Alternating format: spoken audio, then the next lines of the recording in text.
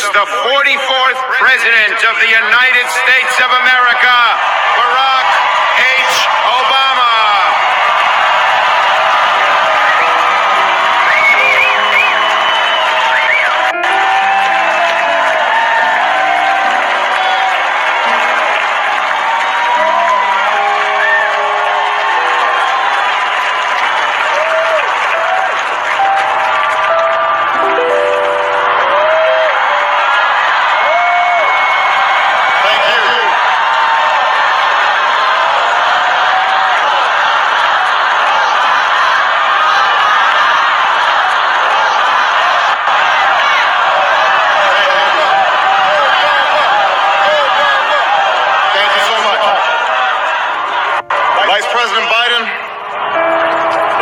Chief Justice, members of the United States Congress, distinguished guests, and fellow citizens.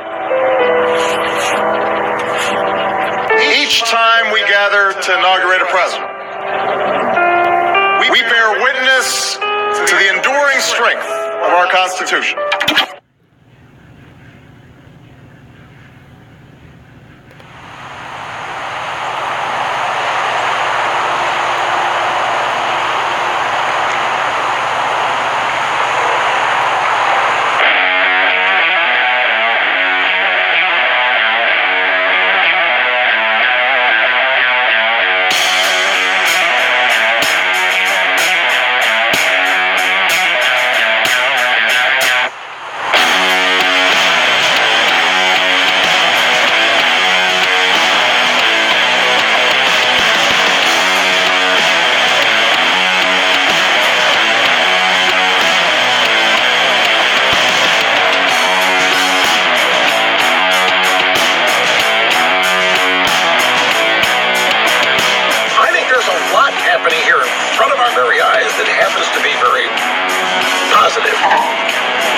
And I think people are seeing that themselves.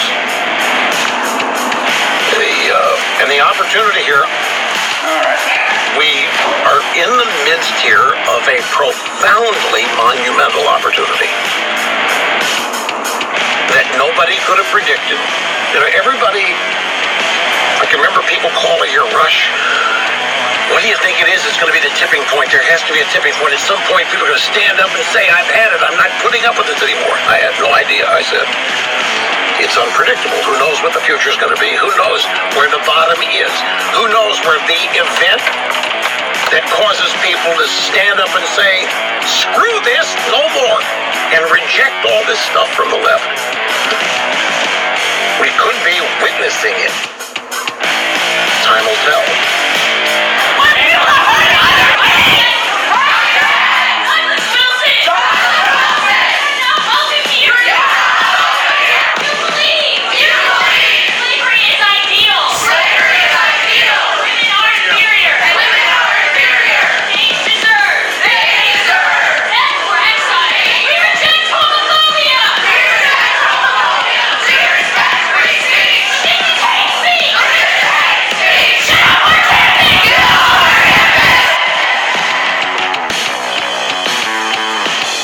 Charge is you're a racist.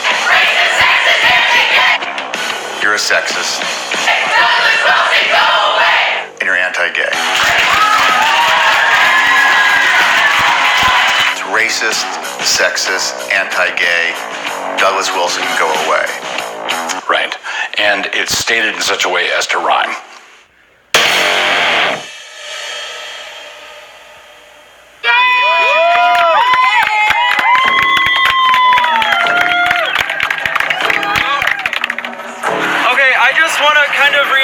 The idea behind this protest is peace.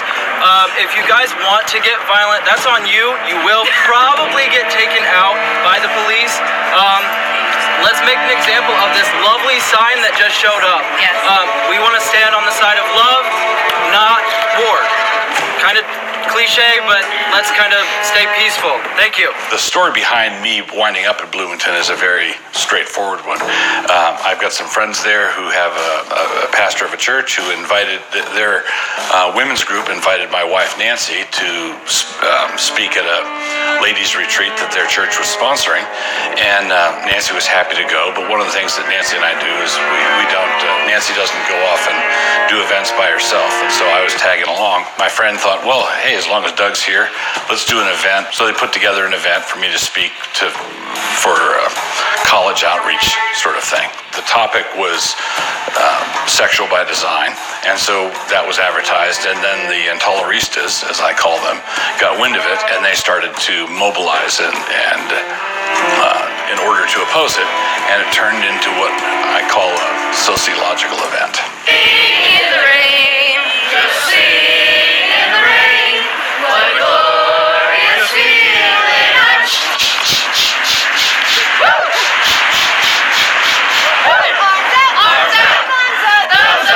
We're at a new time in terms of student activism. We have groups organizing, we have individuals organizing, and we have social media, which of course gives people all sorts of opportunities to get things together. So it's going to be a three-ring circus tonight. Quite honestly, my initial reaction was, I hope nobody goes to this. You know, we don't need any more so-called Christian spokespeople for hate, and that's everything I'm reading about him suggests to me that he's doing all this in the name of religion, and he's here at the Kinsey Institute, or at the campus for the Kinsey Institute, to debunk Kinsey. Kinsey was the original American dirty bird. He put a quote-unquote scientific treatment of sex/perversion on the map. He's the one to whom we are indebted for the apparently immortal figure that 10% of the human population is homosexual, for example. Kinsey was a scientist, but whose specialty was wasps, and he got into human sexuality and published the results of his finding, quote-unquote findings. You have to use quotation marks around everything. His findings. A lot of his data was coming from prisoners and people who were not a representative sampling of what was actually going on out in the population.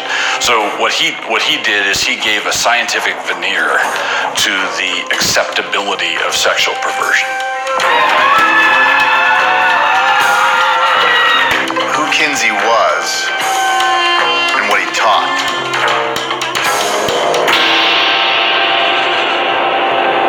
Did you feel that what you experienced at IU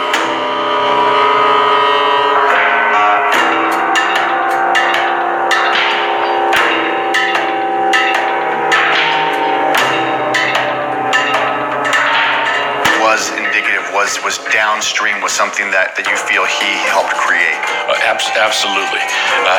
He helped create the America in which that behavior that was on display in Bloomington was even a possibility. Without the work of people like Kinsey, that set of behaviors was an impossibility.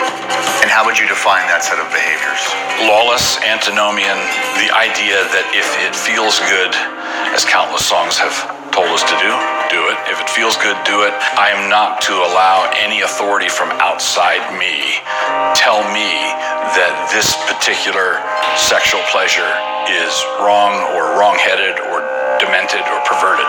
If it pleases you, if you like it, if you're attracted to it, then nothing can be said against it from outside your set of nerves, your set of sexual responses. He has a right to be here, and I'm very hopeful that those who are responding will do so respectfully. But I think he needs to know there are many people, including many people who claim to be Christian, who feel he's very misguided in his teachings. Okay. So this is my shirt for tonight. We happen to have a t-shirt display happening here right now, and I thought I'd wear this. In part because I think Jesus had a sense of humor, and I think if he were with us tonight, he'd probably be walking among the students who are upset about someone who seems so self-righteous and so sure of himself and his theories. So take a stand from my perspective of what I think Jesus would be saying tonight. So are you like the one putting this whole thing together, or? I hesitate to take credit for it because I'm so humble. I don't really know if there's anything out there. If you want to call me the leader, you can. Ignore religion for the most part. I mean, if religion's your thing, cool. Skateboarding's my thing. I joke around and I say, like, I'm a gay man at heart. I have a life, and I am born to live out my life however I see fit, and then I'm gonna die. It doesn't make sense to me for people to hate. The lifestyle that fundamental Christianity wants you to lead in order to achieve heaven. I want someone to like chuck me in a river and be like, this is what a body looks like after 3 weeks in a river. I think that sounds like cool. I think that sounds like super fun. You can bet that you're not going to hell and live your life for fun, or you can bet that you're going to heaven afterwards and live a terrible life and never have sex and never do anything fun. What do you think they mean by racist? How do you think they have defined the term racist? A racist is anyone who is winning an argument with a liberal.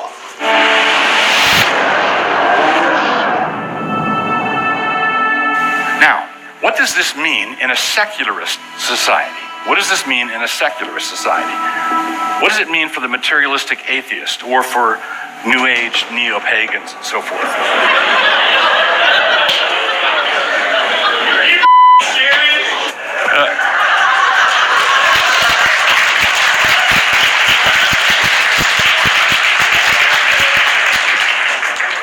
I have been all day.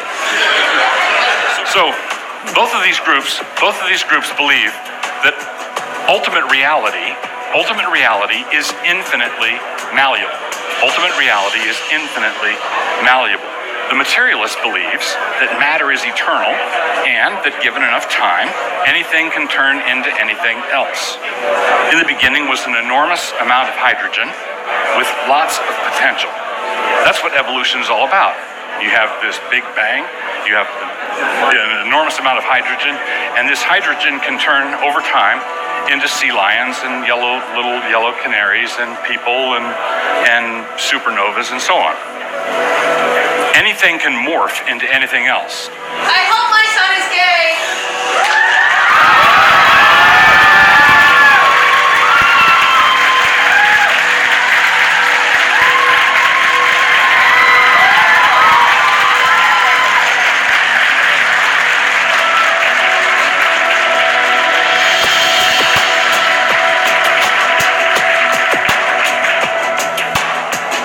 And I hope that Jesus forgives him just like he does the rest of us.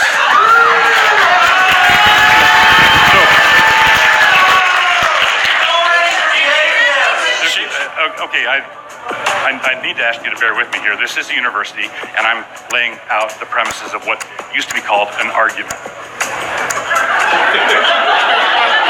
What I'm saying is premise number one is you become like what you worship. You reflect what you think ultimate reality is.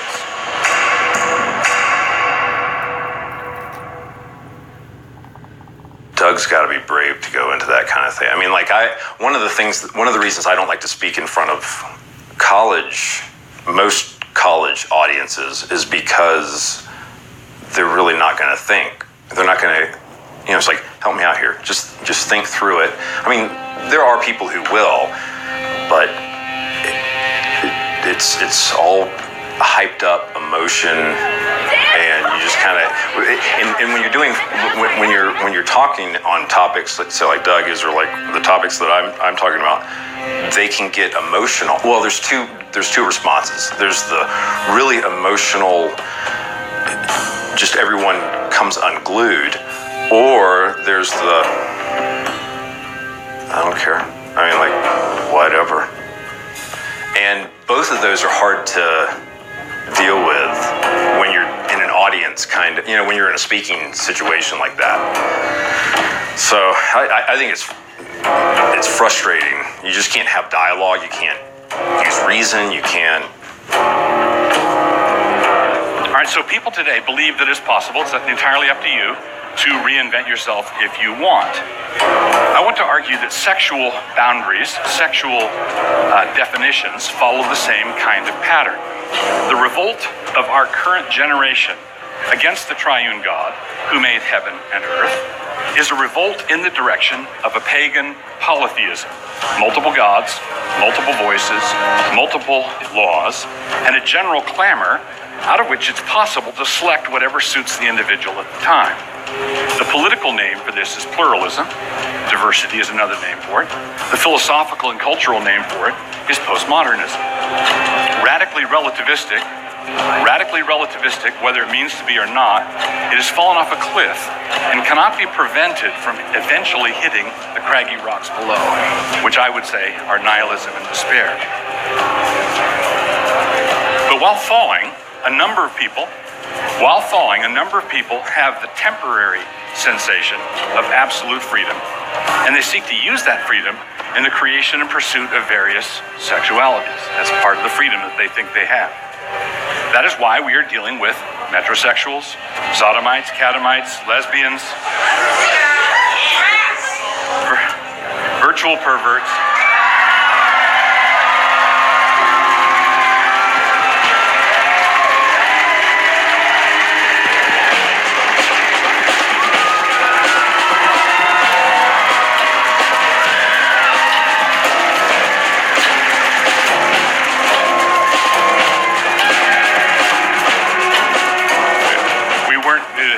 taking a vote. Bloomington thing was probably the most aggressive I've seen one of these things be, and really, one of the most aggressive and the most. I mean, I don't think we ever had a security plan for Doug before. I could be wrong on that, but I don't think we ever had a security plan for him. So there literally was fear, or concern that this could actually turn physically hostile. Shut up! I got video that during the event or that night. Shut up! I don't care what he's saying. He's a you don't want to hear it. Sexist, homophobic, misogynistic. Don't get your hands on him. People getting arrested. Get your hands on him. I'm not using my phrase right now. The aggressive verbal, attack. Don't touch me. Nick, don't touch me. That happened at the event. I mean, that stuff was ramped up levels from what we'd seen before. You can't have it both ways. You can't have absolute freedom and then say, no, wait, we can't do that. So what is going to happen is what will push to the front of the line is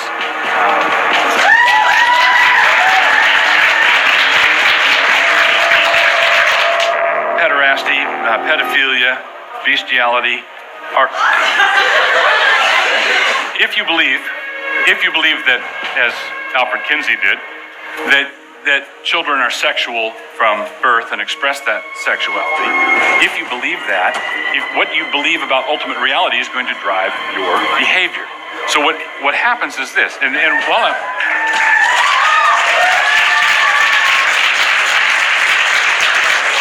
Are you cheering for pedophilia? Okay, Q&A is coming up. One of the things that we have to recognize. Let's just give you. Let me give an example. People say, if in these culture war debates, people will say something like, people on my side of the line will say, what about polygamy? Oh no, we're not talking about that. We're not demanding it.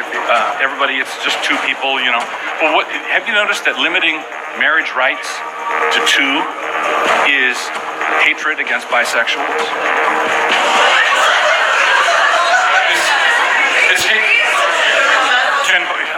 Are bisexuals allowed to express their sexuality through marriage? Yes! Through marriage. So there has to be at least three.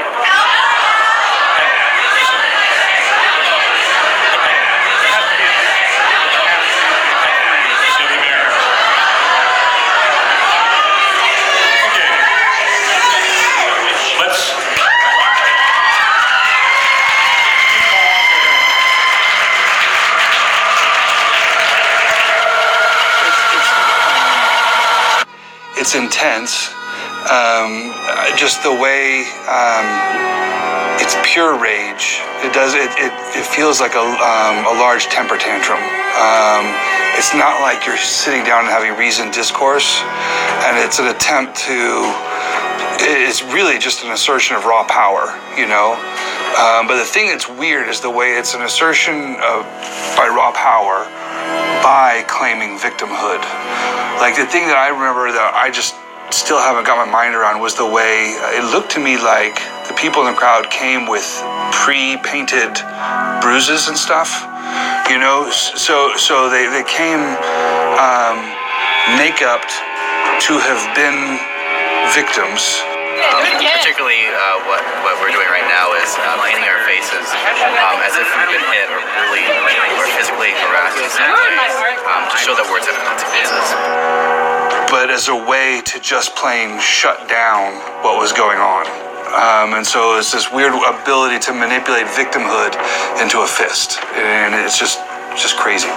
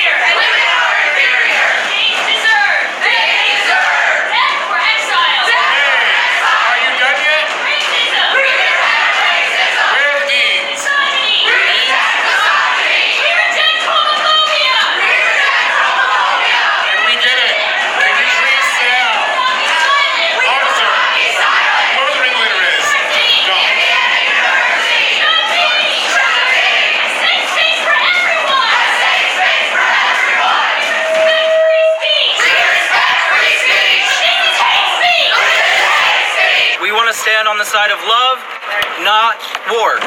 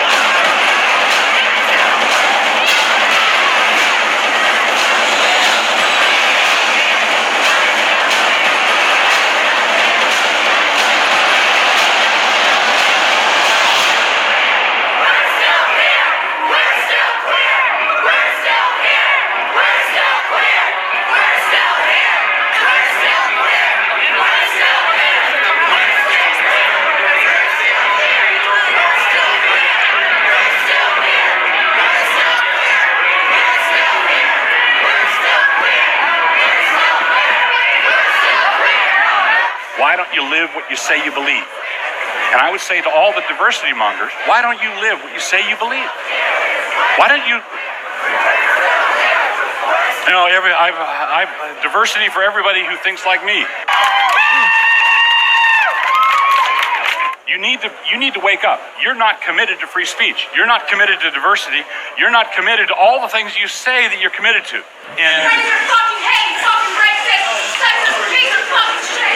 This is not the first time I've run into the tolerance buzzsaw. If you want diversity, then show me how committed you are to it.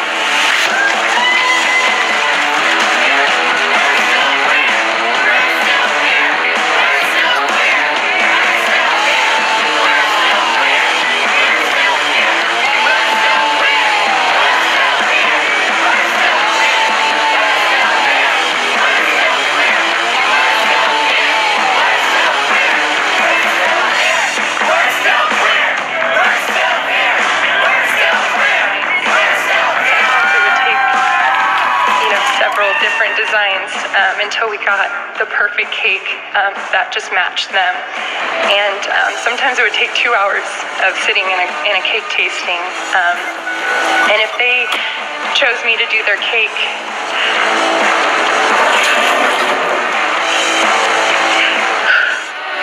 I'm sorry.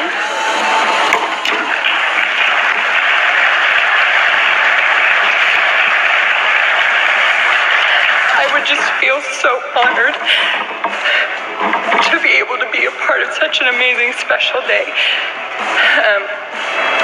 Wait, it's not like, people go, I shouldn't have to bake a cake for 2 homos. It's not like you're a business that makes cakes all day long. It's not like you're sitting on your couch watching the Dodger game and somebody from the government walks in, bake a cake for those queers.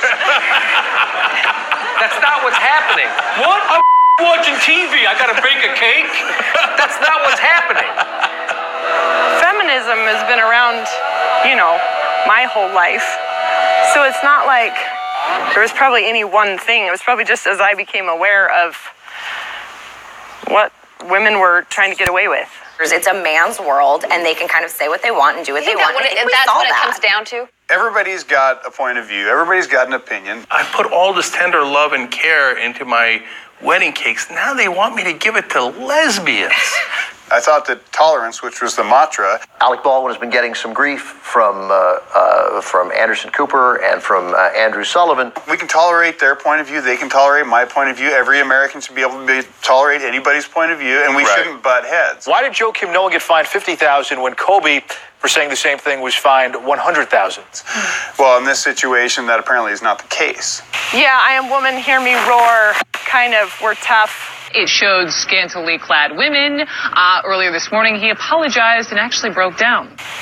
Now, feminists are kind of big crybabies. I made a big mistake, and I offended many people, and I'm very sorry about this.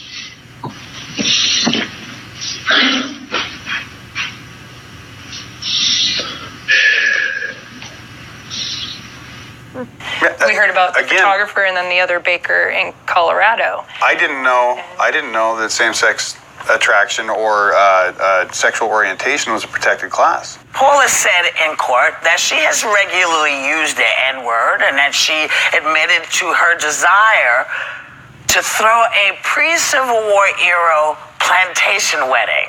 What? I thought I was well within my rights to say, no, thank you. I don't want that order. Playing the victim card all the time. I didn't mean it in a homophobic way. And I think that I did not mean to waste your time. I can't, in good conscience, make a same-sex wedding cake. That doesn't matter. How you mean things doesn't matter. Words have weight and meaning. And what was their response? Or her response? Got up and walked out. Didn't say anything to you? Didn't say a word to me. Oh, it's easier to be a victim. And it's easier to flop for the camera and, claim to have sprained your ankle. The word I chose was grotesque, and, no one deserves to say or hear words like that. And I think it takes less brains, for one thing. You don't have to make an argument. You just have to say, you hurt my feelings. Well, the mom came back. She came back in at a later time. Of course, the mom is heterosexual. There are all kinds of different people in the world. That's what makes the world special. She said that she was raised as a Southern Baptist and once thought the way I did, but her truth had changed. So whether someone is different than you in race, ethnicity, political beliefs, religion, or sexual orientation. She's evolved. Yeah, her truth has evolved. Words can be hurtful. Replace them with understanding, compassion, and acceptance. But not unlike the president. Right, exactly. The swooning couch culture, like feminists who are, they like to have all the tough rhetoric, but then immediately resort to the fainting couch, the Victorian thing. Is that what you mean? Comment. I've failed. I didn't just go below the bar. I went way below the bar. I made a mistake. When did you know you were in trouble? When we got heard about the Bureau of Labor and Industries. I'd like to ask apologies to the fans of the Blue Jays organization. Yeah, okay, let's put it this way. When the commissioner of the Bureau comes out and says, folks have a right to their religious beliefs, but they don't have a right to break the law. He said today, as a young man, I didn't understand the power of certain words and how they could hurt. Well, he's got his mind made up. He never even heard the case yet. According to Charlie Burr, the spokesman for the Bureau of Labor and Industry, they hadn't even contacted these girls yet, which was a lie. They were doing the intake process as they were saying this. And it was also said by Brad Avakian that it's not, how did he say it? That it's not... The goal is not to shut a business down, but to rehabilitate them so they can operate within the confines of the law. Yeah. What? Yeah, this is an Orwellian nightmare, right? Orwell pointed in his essay on the politics of English how basically language is full of political ramifications, and people think that it's neutral, and that when someone says, "Oh, you hurt my feelings," that they just take it at face value. But no, there's an agenda. There is an agenda here. You asked me once, Winston, what was in room 101. You know, I've been a supporter of the LGBTQ community my entire life, and I completely let the members of that community and everybody else down when I used a word like that this weekend. It was there for you to flop over on when your corset got tightened too tight. And so it was there for you to, as you passed out, there you would go, elegantly onto the spooning couch. They are trying to get us to go somewhere. The thing that is in room 101 is the worst thing in the world. And if I'm not prepared to go where they're trying to get me to go, I'm not prepared to let them near the rudder. I'm not prepared to let them have control over what is acceptable discourse or not. And my heart's broken, and I genuinely am deeply sorry to anyone who's ever been affected by that term in their life. And but it was very in the sort of 18th, 19th century, swooning and being overcome by your feelings was kind of hip. If they say, oh, that's triggering, I think we'll grow up. And I don't deserve or expect your forgiveness. All societies have ultimate values. It goes beyond fear of pain or death. It is unendurable, and it varies from individual to individual. Every society in the history of man has had an integration point, and people are not allowed to blaspheme against that central integration point. It is rats. And so you'd have your smelling salts and, everything. And I think that's what the kind of woman as this little tender China doll thing is what the feminists are trying to get away from. So it's really hilarious to me that now we're doing the big, you hurt my feelings. So in Saudi Arabia, you can't go down to downtown Mecca and blaspheme Muhammad or Allah. What do you want me to do? You will do what is required of you. But what I ask is that at home, if you're watching this, and you're a young person especially, you're making me feel bad. It seems like all they need is the smelling salts to complete the picture. But how can I do it if I don't want to? In the proletarian areas, they will attack a baby, and within 5 minutes strip it to the bone. In medieval Christendom, you could get arrested for blaspheming Jesus, blaspheming Jesus. If someone says something that hurts you or angers you, rehabilitate. So you guys are sick. You've got a condition. I guess. Yeah. Right, and it needs to be fixed. Today, I could go downtown in any major American city and get myself arrested on the basis of nothing more than what I was saying. Use me as an example of what not to do. It needs to be fixed. It needs to be rehabilitated. Whatever's going on here needs to be rehabbed. These starving brutes will shoot at you like bullets. Have you ever seen a rat leap through the air? They will leap onto your face and bore straight into it. I could begin talking about certain sacred cows in our political life, and I could get myself arrested.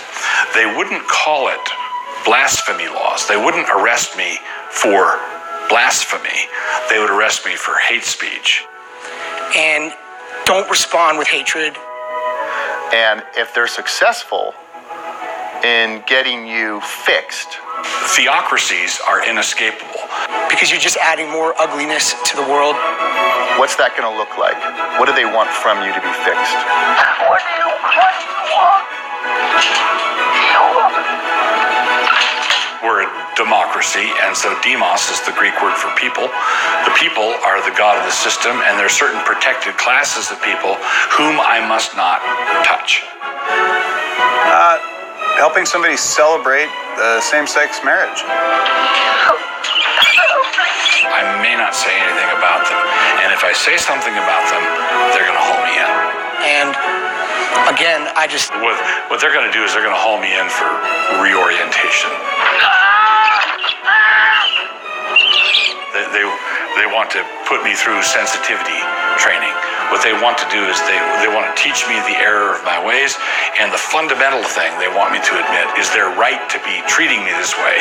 They want me to admit that they have the right to haul me in, and that I must become my own accuser, and I must say that I'm sorry. I'm sorry. Sorry, I apologize. Sorry.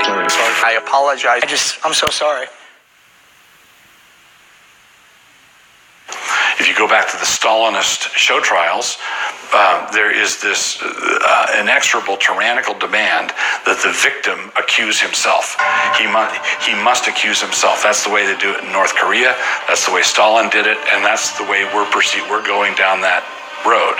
So they're going to want me to say that I'm sorry, and they're going to want me to love Big Brother. They're going to want me to say Big Brother has my best interests in mind, and I've got to embrace the system. That's what they want from me, because I'm not a progressive secularist leftist. Where they want to go, I am refusing to go. I'm saying, I'm sorry, I'm not going to let you punch my ticket. I'm not going to get on your train. I'm not going to cooperate with anything you're doing because I know what you're doing.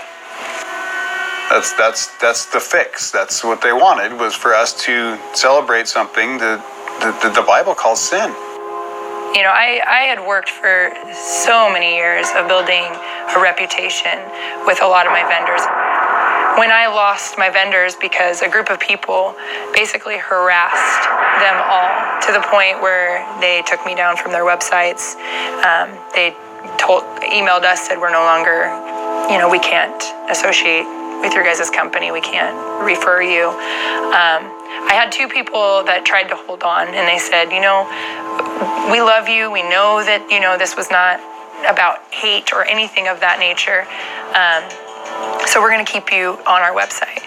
One girl, she called me about a week later and said, Melissa, I'm so sorry. I have to take you down. And I said, that's okay. What's going on? And she said, I haven't gotten any business this whole week. She goes, it's been nothing but emails and phone calls of just harassment. And I told her, I was like, take me down. I don't want this to affect you. Go ahead. Right. So I think that's, at that point, when I lost all of my vendors, which was pretty much about 70, right about there percent of our business, that's when I was like, oh, this isn't good. This is free market. Right.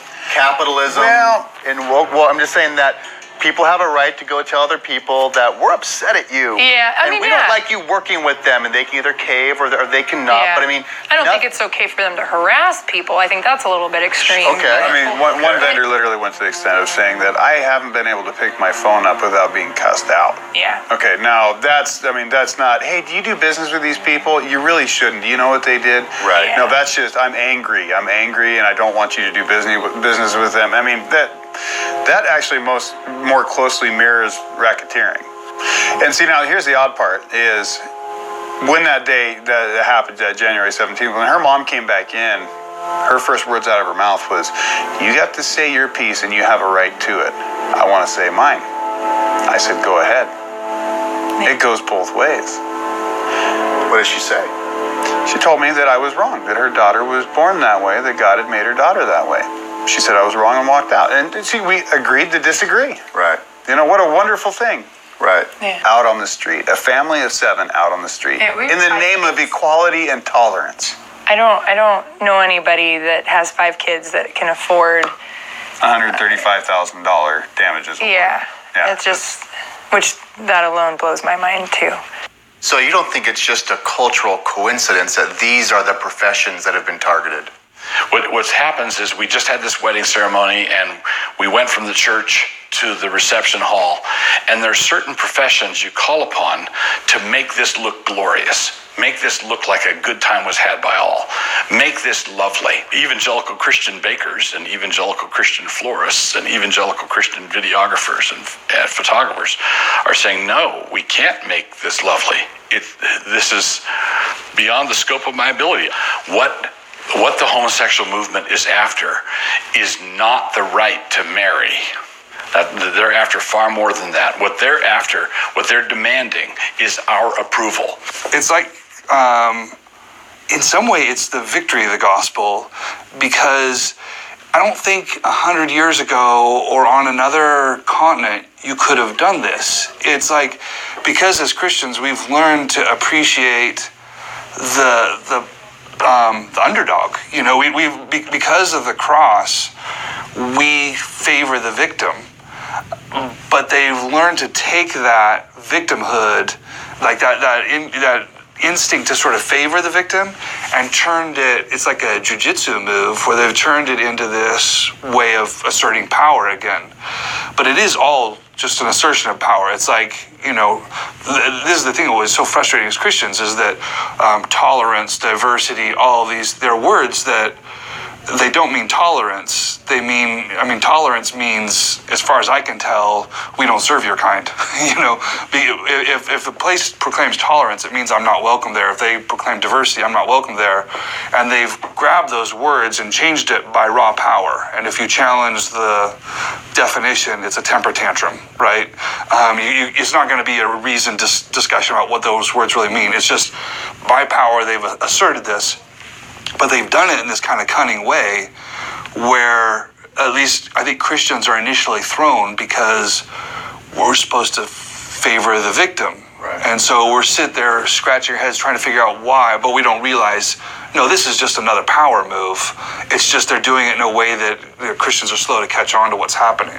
I could see being disappointed. Right. Yeah. Is that worth $135,000? Yeah. You know. 80 cents. I mean, I'd go 80 cents on that. I'd how go about a free birthday cake? Right. You know, I mean, disappointment. Now, the ones that I find that are just, I don't know what mentally rape means. Yeah. I don't get that one. I don't know how you can have loss of appetite. So you somehow mentally raped by saying, I'm sorry, I can't do your wedding cake. That I just don't understand, honestly. And for all those people that would say, well, that's not what really happened. No, she said that on the stand in court under oath, that's what I said to her was, I'm sorry, I think I may have wasted your time. I can't do a same-sex wedding cake. Mm-hmm. Okay. And at that point, those words are still injuring her today. Penetrated her in such a way that she did not want to be penetrated with words? Is that? I suppose. I'm not, like I said, I'm not quite sure how that. Why that was. But then again, those words caused another girl that was not even present at the shop to start smoking. That was my fault. They had loss of appetite, but weight gain. Insomnia, and they overslept. Which, by the way, is actually the worst condition to get, right? If I lost my appetite and I had weight gain, because if I want weight gain, I want to be enjoying the food I'm eating. Yeah. Right? So, yeah. if that is true, that's horrible. I made, and this is going to be something that you might find interesting, I made somebody who did not have a job dislike going to work. What? What? One of the things that, if you look at the story of Johnny Cash, and you look at how in the late 80s, the early 90s, Nashville had turned its back on him. Or so, it was Rolling Stone, Billboard, one of the big music magazines. and they just took an ad out. I believe American Records did. There's that picture of Johnny Cash just flipping off the camera, and it said something like, Johnny Cash would like to thank Nashville for all his support. Nashville, in this story, Nashville is a lot like Reformed evangelical culture that has this idea of a very clean, nice, biblically accurate, gospel. And someone like Rick Rubin and Johnny Cash come along, and they're making songs that we don't listen to that music, and that's kind of Doug. I think his music doesn't fit into it doesn't fit in. And just like Johnny Cash, what happened? A lot of people, a whole new wave of younger people started listening to him, listening to Johnny Cash, becoming big fans, and those were some of his biggest records. And I think there's a lot of parallels, as far as that go. I think, Doug doesn't fit into a nice gospel coalition Reformed evangelical mold. Doug was very clear at Indiana, but far more than clear, he was courageous. I mean, that was the thing. Like, you can imagine if you're watching that. I speak as a queer, I speak as an atheist, I speak as a student, I speak as an instructor. I have a hard time when I'm watching something like that, not imagining myself in those shoes. Because by your definition, then Abraham, Sarah, and Haggai were all bisexuals. I'm openly gay and a Christian. If somebody's standing on a cliff, I get scared because I'm feeling like I'm on the cliff. What would it be like to be in that position? What did he lose again by going to heaven and ruling over the universe? I mean, where's the sacrifice? Why do you think you have the right and the privilege of speaking for all Christians? Can somebody be both Christian and gay? You see that, and I get nervous and sick in my stomach. Homosexual behavior is observed in almost every species. Man and woman, does that mean God was literally intersex, or was he just really queer? Then where does Jesus say that homosexuality is a sin? That's very inconsistent. That's kind of very confusing. If everybody's bad, then really I don't want to say what's the point, but yeah, what's the point? Imagine standing there with that crowd shouting. When that's just your side of the story.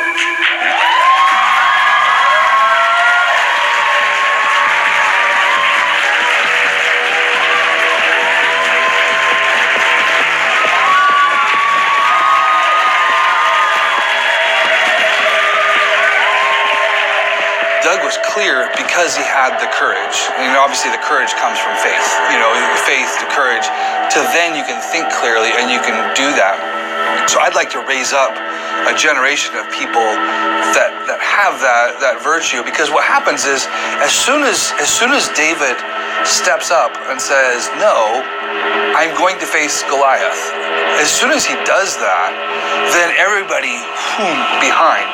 But you have to have a couple people who are first willing to make that stand, that then everybody can go, because until somebody does that, everybody just sits there and looking back and forth until they're ripped apart. The shield wall is broken, and then you're gone, and you never realized actually you had the forces, you had the people, you had what was necessary. It's just you didn't have the courage, you didn't have the spine to stand up and say what's patently obvious.